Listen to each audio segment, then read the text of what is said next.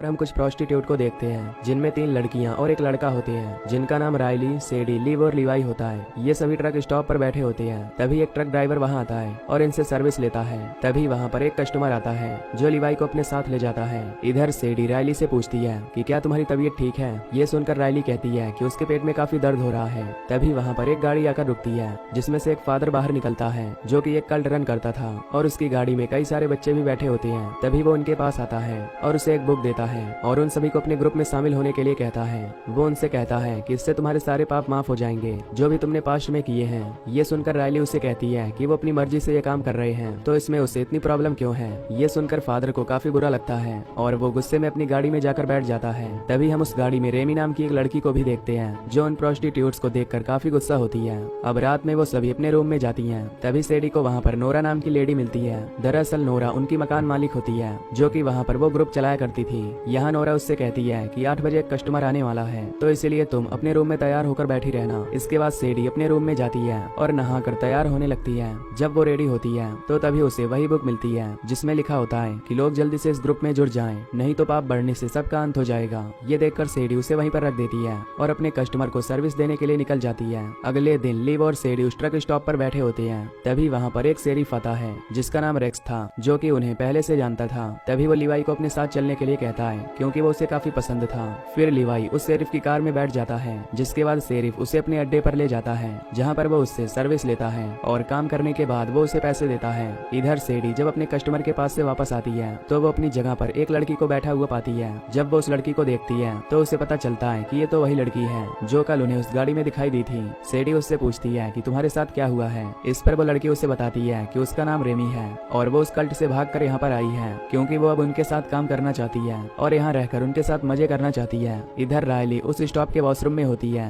तभी उसे वहाँ खून दिखाई देता है। फिर जब वो उस गेट को खोलती है तो उसे वहाँ पर एक आदमी की लाश दिखाई देती है जिसे देखकर वो बहुत डर जाती है और तुरंत सेडी के पास जाकर उसे सारी बात बताती है जिससे वो लोग तुरंत शेरिफ को कॉल कर देते हैं। इसके बाद जब शेरिफ वहाँ आता है तो वो उस आदमी की लाश को देखकर शॉक्ड हो जाता है क्योंकि उस आदमी को बुरी तरह स्टैप किया गया था और उसकी आंखें ऊपर की ओर थी जैसे कि वो भगवान से अपनी गलती के लिए माफी मांग रहा हो। इसके बाद शेरिफ रायली के पास जाता है और उससे पूछताछ करने लगता है। इस पर रायली उसे बताती है कि वो मर्डर मैंने नहीं किया है क्योंकि जब मैं वहाँ आई तो वो लाश पहले से ही वहाँ पर पड़ी थी। ये सुनकर शेरिफ उसे कहता है कि मैं जानता हूँ कि तुमने ये मर्डर नहीं किया है। इसके बाद शेरिफ उनकी मालकिन नोरा के पास जाता है और उससे कहता है कि तुम्हारी लड़कियां काफी शरीफ हैं इसीलिए वो ये काम नहीं कर सकती। साथ ही वो बताता है कि उसने लाश को मॉर्ग में भिजवा दिया है और वो केस को यहीं पर बंद कर देगा। इधर सैडी और बाकी लोग रेमी को अपने साथ कमरे में लेकर आते हैं। फिर जब नोरा वहाँ आती है तो वो सैडी से पूछती है कि ये लड़की कौन है। इस पर सैडी उसे सारी बात बता देती है जिस पर अब नोरा भी उसे अपने साथ रखने के लिए राजी हो जाती है। अगली सुबह ये सभी तैयार होती हैं और अपने काम के लिए निकल जाती हैं जहाँ वो उस लड़की को भी अपने साथ ले आते हैं और वो सभी साथ में बैठकर ब्रेकफास्ट करते हैं। तभी वो लोग उसे उनके कुछ रूल्स बताते हैं और उसे समझाते हैं कि उसे कस्टमर के बारे में कैसे पता चलेगा कि वो कहाँ पर है। अब रात में सेडी रेमी को अपने रूम में लेकर आती है और उससे कहती है कि तुम एक बार और सोच लो कि क्या तुम ये काम करने के लिए तैयार हो क्योंकि वो उसके लिए नोरा से बात करेगी कि वो उसे कुछ और टाइम के लिए यहाँ पर रखे। तभी रात को वहाँ पर एक कस्टमर आता है जिससे वो रेमी को रूम से बाहर भेज देती है। फिर जब नोरा रेमी को रूम के बाहर बैठा हुआ देखती है तो वो उसे अपने कमरे में आने के लिए कहती है। जब रेमी वहाँ आती है तो नोरा उससे कहती है कि आखिर तुमने अपना मन क्यों बदल लिया। इस पर रेमी कहती है कि वो बहुत गलत लोगों के साथ थी और उनके साथ रहकर लाइफ को एंजॉय नहीं कर पा रही थी इसीलिए वो यहाँ आई है ताकि वो अपनी लाइफ को अच्छे से एंजॉय कर सके। ये सुनकर नोरा उससे अपने कपड़े उतारने को बोलती है और उसकी बॉडी को देखती है। फिर वो उससे कहती है कि तुम काफी सुंदर हो और तुम्हारे लिए तो कस्टमर की लाइन लग जाएगी जिससे अब नोरा उसे भी अपनी टीम में रख लेती है। अब अगले दिन नोरा रेमी को उसका एक रूम भी दे देती है और उससे कहती है कि अब से तुम्हें यहीं पर रहना होगा। ये सुनकर रेमी काफी खुश हो जाती है और फिर उस बेड पर सो जाती है। वहीं दूसरी तरफ हम लिवाई को देखते हैं जो देर रात तक काम कर रहा था। जब वो अपने स्टॉप पर होता है तो तभी वहाँ पर एक गाड़ी रुकती है जिसमें से एक आदमी उसे आने के लिए इशारा करता है। इसके बाद लिवाई उस आदमी के पास जाता है और उससे कहता है कि उसे कैसी सर्विस चाहिए। इस पर वो आदमी कहता है कि वो यहाँ पर कुछ नहीं कर सकता इसीलिए उन्हें एक प्राइवेट प्लेस पर चलना होगा। जिसके बाद वो आदमी उसे एक सुनसान जगह पर ले जाता है और उस पर अटैक करके उसे बेहोश कर देता है। जब लिवाई की आंख खुलती है तो वो देखता है कि वो आदमी उसके साथ कर रहा है। ये देखकर लिवाई को बहुत गुस्सा आता है इसीलिए वो पास में पड़ी एक रॉड को उठाकर उस आदमी को मारने लगता है जिससे उस आदमी की वहीं पर मौत हो जाती है। इधर नोरा ने रेमी को बताया था कि आज पहला कस्टमर उसके लिए ही आने वाला है। जिसके बाद हम देखते हैं कि रेमी के पास एक बूढ़ा आदमी आता है जो कि फादर के ड्रेस में आया था। तभी वो रेमी से कहता है कि तुम तो काफी सुंदर हो और आज तक मैंने तुम्हारी जैसी लड़की को नहीं देखा। ये कहने के बाद वो बूढ़ा रेमी के साथ इंटीमेट होने लगता है लेकिन तभी रेमी उसका गला दबाकर उसे जान से मार डालती है, जिसके बाद वो उसके हाथों को उसके सीने पर रख देती है। तभी वो उस क्रॉस को खोलती है जिसमें एक चाकू रखा होता है, जिससे वो उस बूढ़े आदमी को काटने वाली होती है। लेकिन तभी वहाँ पर सेडी आ जाती है, जिससे रेमी काफी डर जाती है और उस लाश को अपने बेड के नीचे छुपा देती है। तभी सेडी वहाँ आकर उसके गले लग जाती है और उससे पूछती है कि तुम्हारा फर्स्ट टाइम कैसा रहा, जिस पर रेमी कहती है कि उसका फर्स्ट टाइम बहुत ही बढ़िया था। उसके बाद सभी लड़कियां उसके रूम में आती हैं और सभी सेलिब्रेट करती हैं। इधर लिवाई जब खून से लथपथ घर पहुंचता है तो नोरा उसकी हालत देखकर घबरा जाती है। तभी वो तुरंत शेरिफ को कॉल करती है, जिसके बाद लिवाई शेरिफ को सारी बातें बता देता है, जिस पर शेरिफ कहता है कि तुम मुझे काफी पसंद हो, इसलिए तुम्हें कुछ नहीं होगा। फिर शेरिफ उसी क्राइम सीन पर जाता है जहाँ वो देखता है कि लिवाई ने उसका सर ही फोड़ दिया है, इसीलिए वो कहता है कि वो इसे एक्सीडेंट का नाम देकर केस को क्लोज कर देगा। फिर वो लिवाई को अपनी गाड़ी में बैठाता है और उसे अपने साथ इंटीमेट होने के लिए कहता है, पर लिवाई काफी सदमे में होता है, इसीलिए वो उसे डांट कर कहता है कि अभी उसका ये करने का मूड नहीं है। ये सुनकर शेरिफ कहता है कि वो उससे बहुत प्यार करता है, इसलिए वो नहीं चाहता कि उसे कोई भी चोट पहुंचे। अगली सुबह जब सभी लड़कियां सो रही होती हैं, तो तभी वहाँ पर वही फादर आता है जो रायली से कहता है कि वो यहाँ पर रेमी से मिलने आया है, क्योंकि उसे पता चला है कि वो यहाँ पर आकर रह रही है। ये सुनकर सभी लड़कियां बाहर चली जाती हैं ताकि वो रेमी से अकेले में बात कर सके। फिर वो रेमी से पूछता है कि आखिर तुम कल्ट छोड़कर यहाँ पर क्यों आई हो, तो रेमी उसे बताती है कि वो अब इन लोगों को सबक सिखाकर ही वापस आएगी। वो यहाँ के सभी लोगों को मार डालेगी क्योंकि ये सभी पापी हैं। तभी वो फादर उससे कहता है कि अब समय काफी नजदीक आ गया है और अब वो यहाँ से जाने वाले हैं, इसीलिए वो उनके साथ चले। ये सुनकर रेमी कहती है कि तुम मेरे बिना कहीं नहीं जाने वाले। तभी वो रेमी के छोटे भाई को उससे बात करने के लिए ले आता है, जो अपनी बहन को उनके साथ चलने के लिए कहता है। इस पर रेमी कहती है कि वो यहाँ पर भगवान का काम करने आई है, इसीलिए वो उसे पूरा किए बिना यहाँ से नहीं जाएगी। अगले दिन सभी उस ट्रक स्टॉप पर बैठे होते हैं। तभी वहाँ पर एक कस्टमर आता है, इसीलिए वो डिसाइड करते हैं कि उसके पास कौन जाएगा। रायली सैडी को उसके पास जाने के लिए कहती है, पर सैडी उससे मना करते हुए कहती है कि वो अभी उन लोगों को हैंडल नहीं कर सकती।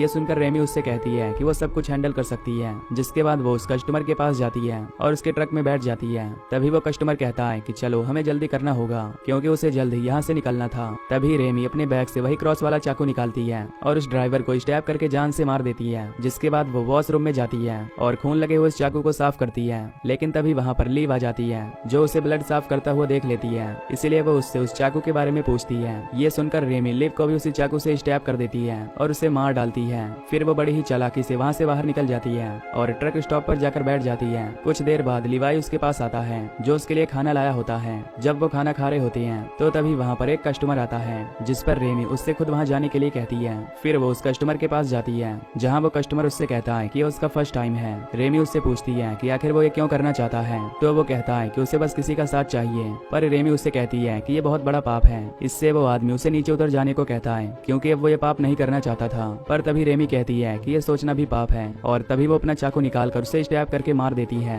इधर अब रेस्ट स्टॉप में पुलिस को बुलाया जाता है, जहाँ उन्हें लिव की लाश मिलती है, जिससे अब सभी लड़कियाँ काफी डर जाती हैं, क्योंकि उन्हें पता चल गया था कि कोई उन्हें मार रहा है। इधर रेमी अपने बेड के नीचे पड़ी हुई लाश को देखकर सो जाती है। तभी कुछ देर बाद वहाँ पर एक कस्टमर आता है, जो नोरा के रूम में जाता है, लेकिन नोरा उसे बताती है कि लिव को किसी ने मार दिया है, जिससे वो कस्टमर काफी दुखी होता है, क्योंकि वो लिव के लिए ही यहाँ पर आया था। तभी नोरा कहती है कि अगर तुम चाहो तो किसी और लड़की को चूज कर सकते हो, जिस पर वो कस्टमर मान जाता है। फिर नोरा उसके लिए रायली को रेडी करती है, जिससे वो कस्टमर रायली के रूम में आ जाता है। इधर लिवाई जब उदास बैठा होता है तो रेमी उससे मिलने के लिए आती है और गाना चलाकर उसके साथ डांस करने लगती है, ताकि उसका मूड ठीक हो सके। और तभी वो दोनों इंटीमेट होने लगते हैं। लेकिन तभी रेमी टेबल पर पड़ी एक पेंसिल उठाकर लिवाई को स्टैब कर देती है, जिससे उसकी वहीं पर मौत हो जाती है। फिर वो अपने रूम में जाकर वही क्रॉस वाला चाकू उठाती है और नोरा के रूम में जाने लगती है। तभी नोरा उसे इस हालत में देखकर पूछती है कि तुम्हें क्या हुआ है, लेकिन तभी रेमी उसे भी स्टैब करके जान से मार देती है। इधर सेडी अपनी दोस्त की मौत से काफी सदमे में थी, इसलिए वो अपना सामान पैक करने लगती है। तभी रायली उसके पास आती है और पूछती है कि तुम कहाँ जाने वाली हो, तो वो कहती है कि वो यहाँ से दूर जा रही है। ये सुनकर रायली दुखी हो जाती है और नोरा को ये बात बताने के लिए जाती है, लेकिन वो देखती है कि नोरा का गेट बंद है। तभी उसके सामने रेमी आ जाती है, जो खून से लथपथ होती है। जब रायली उससे पूछती है कि उसे क्या हुआ है, तो वो उसे भी चाकू से स्टैब करके मार देती है, जिसके बाद वो उन सभी की लाशों को रूम में लेकर रख देती है और हाथ जोड़कर ईश्वर से प्रार्थना करती है कि उसने अब उन सभी को शुद्ध कर दिया है। जिसके बाद वो वॉशरूम में जाकर नहाती है, ताकि वो वापस अब अपने कल्ट में जा सके। इधर सेडी जब वहाँ से जाने लगती है तो उसे उस डायरी में रेमी की फोटो दिखती है, जो कि उस कल्ट का हिस्सा थी। तभी वहाँ पर रेमी आती है और उसे भी अपने साथ कल्ट में चलने के लिए कहती है, ताकि वो भी शुद्ध हो जाए। लेकिन सेडी उसे मना करती है और बाहर जाकर अपने दोस्तों को आवाज देने लगती है। तभी वो एक रूम में जाती है, जहाँ पर उसे अपने सभी दोस्तों की लाशें दिखाई देती हैं, जिसे देख वो समझ जाती है कि ये सब रेमी का काम है। फिर वो रेमी के पास जाकर पूछती है कि तुमने मेरे दोस्तों को क्यों मारा, जिस पर रेमी कहती है कि उसने उन सभी को पवित्र किया है। तभी वो अपना चाकू निकालती है और सेडी को स्टैब करके उसे भी शुद्ध कर देती है। तभी कुछ देर बाद शेरिफ लिवाई से मिलने वहाँ आता है, लेकिन तभी उसे वहाँ पर उन सभी की लाशें दिखती हैं, जिससे वो काफी हैरान हो जाता है। जब वो गन लेकर आगे जाता है तो वो रेमी को देखता है जो रो रही होती है, जिससे उसे लगता है कि शायद रेमी ही यहाँ जिंदा बची है। इसीलिए वो उससे पूछता है कि ये सब किसने किया है, पर रेमी उसे घर छोड़ने के लिए कहती है। जिसके बाद शेरिफ उसे गाड़ी में बैठाकर उसके घर छोड़ने जाता है। जब वो वहाँ पहुँचते हैं तो देखते हैं कि वहाँ पर सभी ने आत्महत्या कर ली है, जो कि अब मुक्त हो गए थे। रेमी ये सब देखकर रोने लगती है और कहती है कि तुम मेरे बिना नहीं जा सकते। तभी शेरिफ ये देखकर समझ जाता है कि ये सब रेमी ने ही किया है, इसीलिए वो उसे शूट करने लगता है। पर तभी रेमी उसी चाकू से अपने सीने में स्टैब करके खुद को